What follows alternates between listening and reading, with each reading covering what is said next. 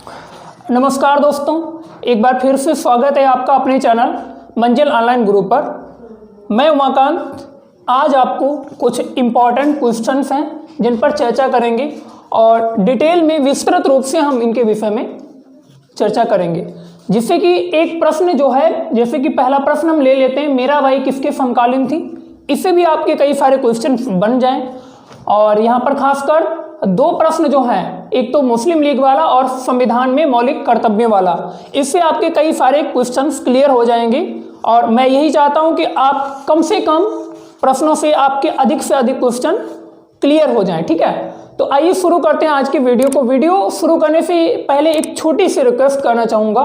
Friends, video like कर दीजिए और इसके साथ ही चैनल को सब्सक्राइब कर बेल आइकन को प्रेस कर दीजिए और ऑल वाला ऑप्शन सेलेक्ट कर दीजिए, जिससे कि जो भी हमारे वीडियो इधर से अपलोड किए जाएं या जो भी लाइव क्लासेज हों, उनका जो नोटिफिकेशन है आप तक पहुंच सके और आप उनको देख सकें। फ्रेंड्स, क्लास को शेयर भी कर दीजिएगा अधिक से अधिक। तो चलिए बिना देरी करते हुए आज की वीडियो को शुरू करते हैं। पहला प्रश्न है यहाँ पर, मेरा भाई समकालीन थी। ऑप्शंस मैं आपको बोल रहा हूँ, तुलसीदास की, चैतन्य महाप्रभु की, गुरु नानक के, रामकृष्ण परमहंस के।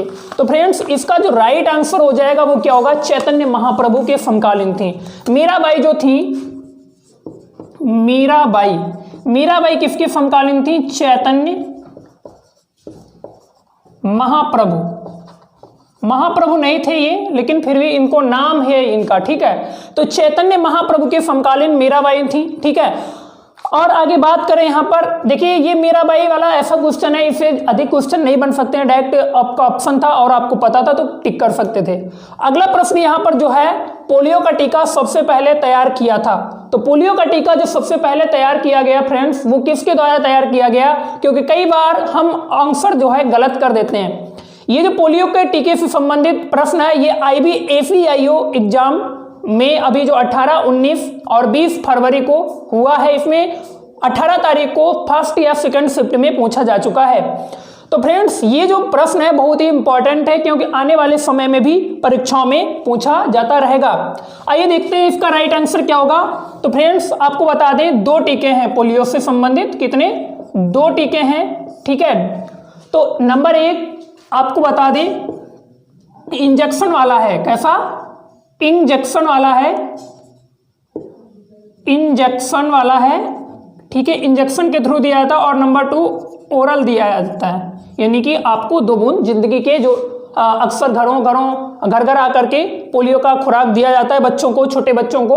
हो सकता है आपने भी छोटे पर लिया हो। तो फ्रेंड्स, 2 ये वाला जो इंजेक्शन के थ्रू दिया जाता है वैक्सीन, इसको खोजा था जॉन साल्क नामक वैज्ञानिक ने इस इंजेक्शन को खोजा था। आगे बात करें, ओरल जो दिया जाता है वैक्सीन, जो 2 बूंद दिए जाते हैं, जैसा कि मैंने पहले भी बताया, तो इसको खोजा था अल्बर्ट सॉबिन। और यही प्रश्न पूछा गया था ओरल वाले से। ठीक है, तो इसलिए इसको याद कर लीजिए, आप लोग देख लीजिए। और अगला प्रश्न पर यहाँ पर अगर बात करें, मुस्लिम लीग की स्थापना सबसे पहले हुई थी। मुस्लिम लीग की स्थापना कहाँ पर हुई थी? तो आइए देखते हैं मुस्लिम लीग को। तो फ्रेंड्स, आपको बता दें, यहाँ से एक प्रश्न और बन सकता है मुस्लिम लीग से, और बेशक बन सकता है। ठीक है, कि मुस्लिम लीग की स्थापना जिस समय हुई थी, उस समय वायसराय कौन था? तो आइए देखते हैं उस समय वायसराय कौन था। तो उस समय हम देख रहे हैं मुस्लिम लीग। ठीक है, तो लॉर्ड मिंटो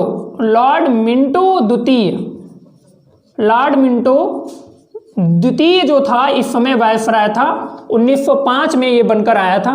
और जो मुस्लिम लीग है, इसकी स्थापना कब हुई थी?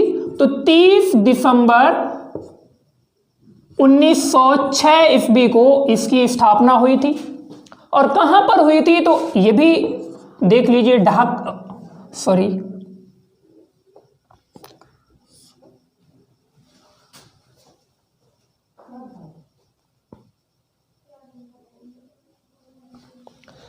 तो ढाका में इसकी स्थापना हुई थी।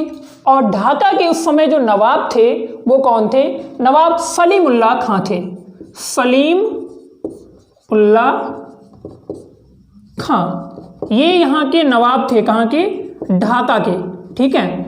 इन्होंने ही इसकी स्थापना की थी, ठीक है। और इस समय जब ये इनकी स्थापना हुई थी किसकी, मुस्लिम लीग की, तो इस समय यहाँ पर आगा खां भी मौजूद थे, आगा खां मौजूद थे, वाकर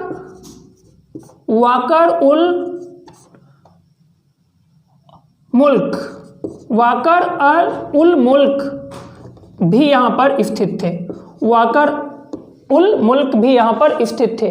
तो इसकी जो, जैसे इंडियन नेशनल कांग्रेस से प्रश्न बनता है, इसकी अध्यक्षता किसने थी, तो ये जो 1906 30 दिसंबर 1906 को जो अधिवेशन हुआ मुस्लिम लीग का, इसकी अध्यक्षता इन्होंने ही की थी और ये अस्थायी अध्यक्ष थे।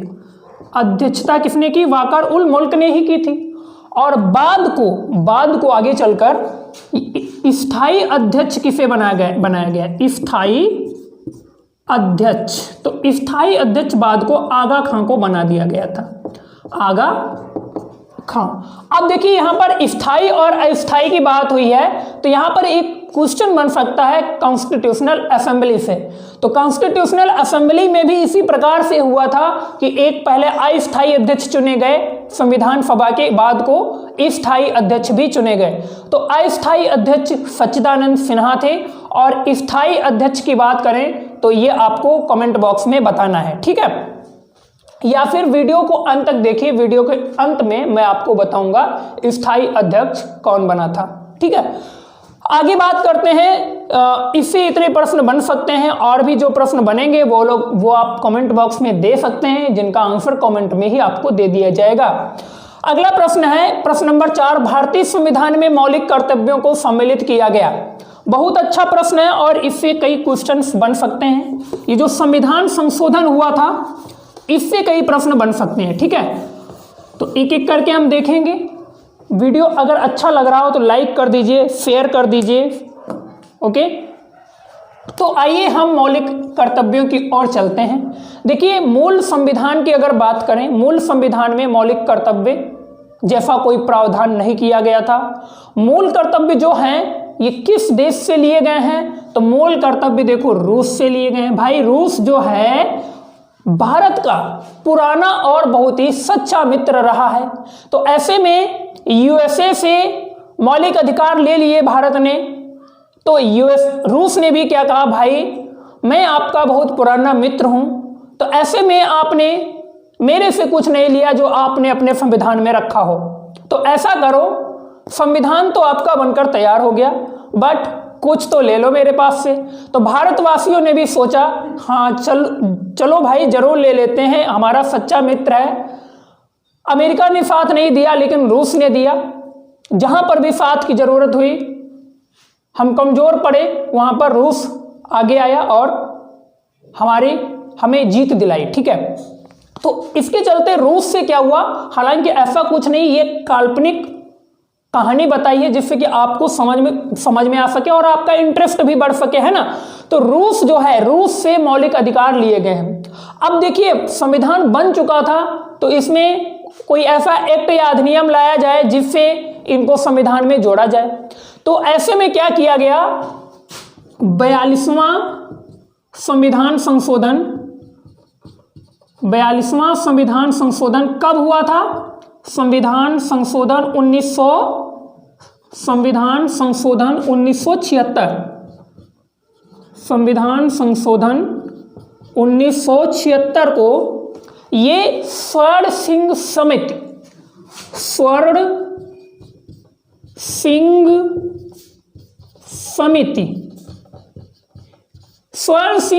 जो थी, इसकी सिफारिशों पर ये मौलिक कर्तव्य भारतीय संविधान में जोड़े गए। और जब ये जोड़े गए थे तो इनकी संख्या कितनी थी, 10 थी। कितनी थी, 10 थी। बाद को एक और संविधान में मौलिक कर्तव्य जोड़ा गया।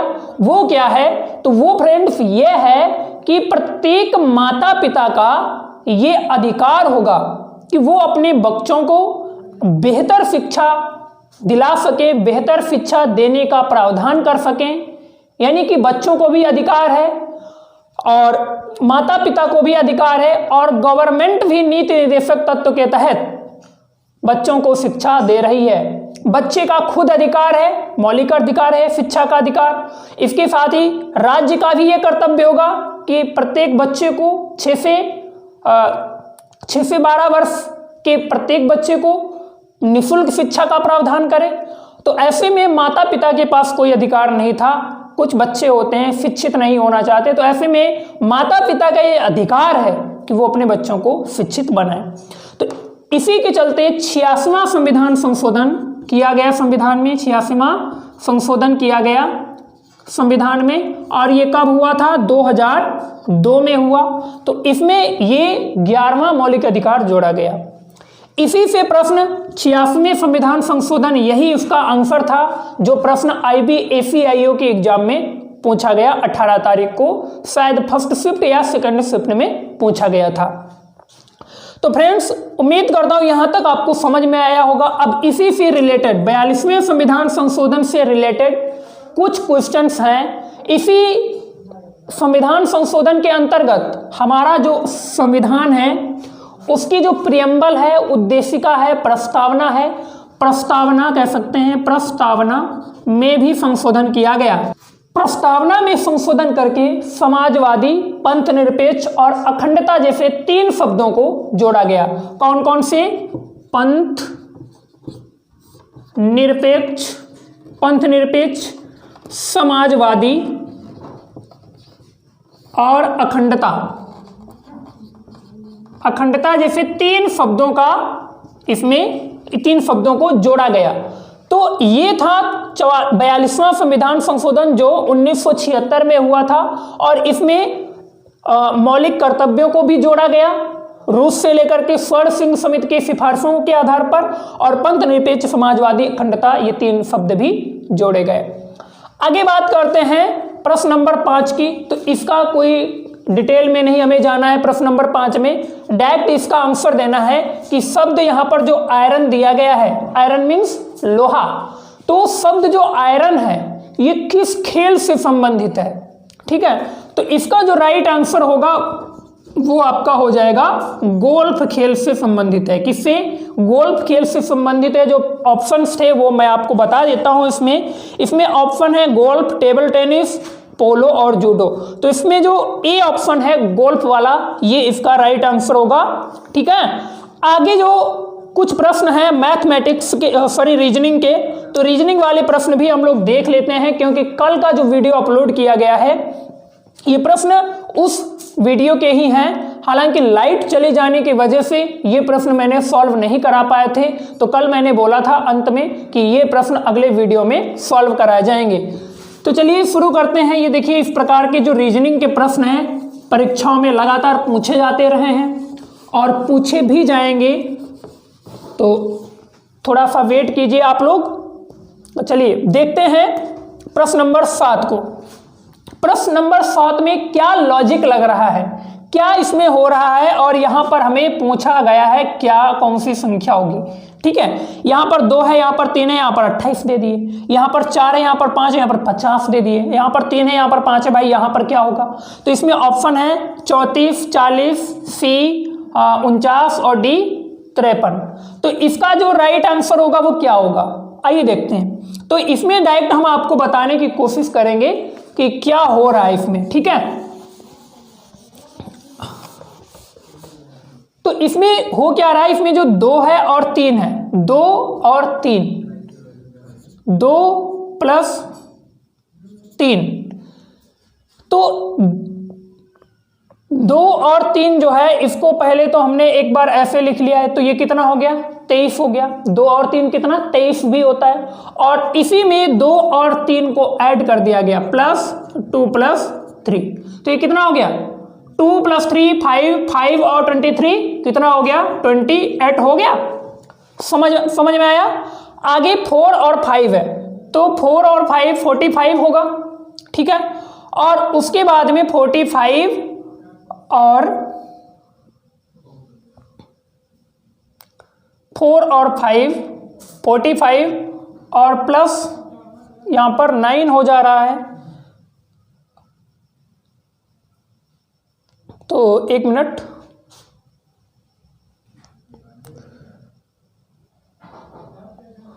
थ्री प्लस 5 35 और प्लस यहाँ पर 15, सॉरी 8,